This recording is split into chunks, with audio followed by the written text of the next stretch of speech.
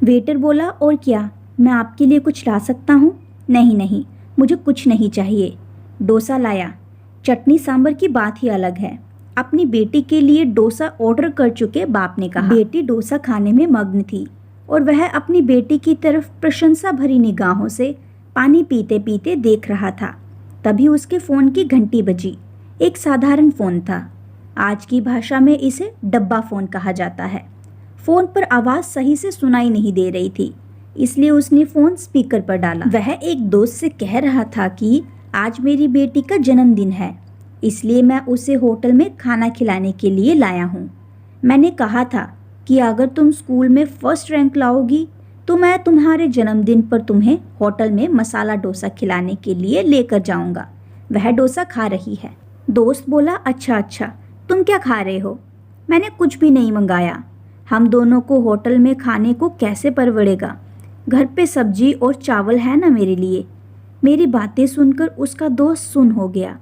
पिता अमीर हो या गरीब, एक पिता अपनी बेटी के चेहरे पर मुस्कुराहट लाने के लिए कुछ भी कर सकता है। मैनेजर ये सब चुपके से देख रहा था।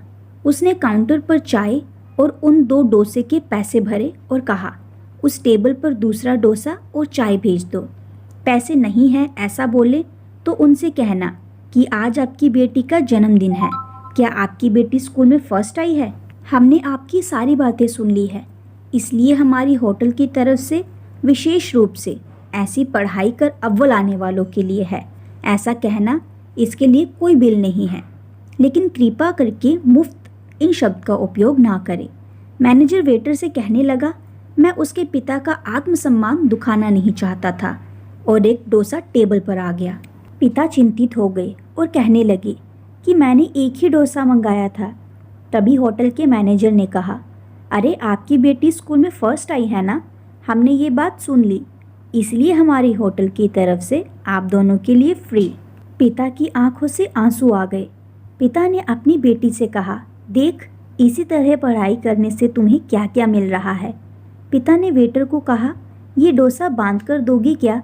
मैं और मेरी पत्नी हम दोनों आधा आधा खाएंगे। उसने कहा ऐसा खाना मिलता है। ये बातें सुनकर मैनेजर की आंखों से आंसू छलक पड़े और वह मन में सोचने लगा कि बाप कैसा भी हो, अमीर या गरीब, अपनी बेटी के लिए कुछ भी कर सकता है। तो दोस्तों, आज की ये छोटी सी कहानी आपको कैसी लगी? आप हमें कमेंट करके ज़रूर बताइएगा। और कहानी पसंद आए तो कहानी को लाइक कीजिए और ज़्यादा से ज़्यादा शेयर कीजिए। मिलते हैं बहुत ही जल्द अगली कहानी के साथ। तब तक के लिए चैनल को सब्सक्राइब करना मत भूलिएगा।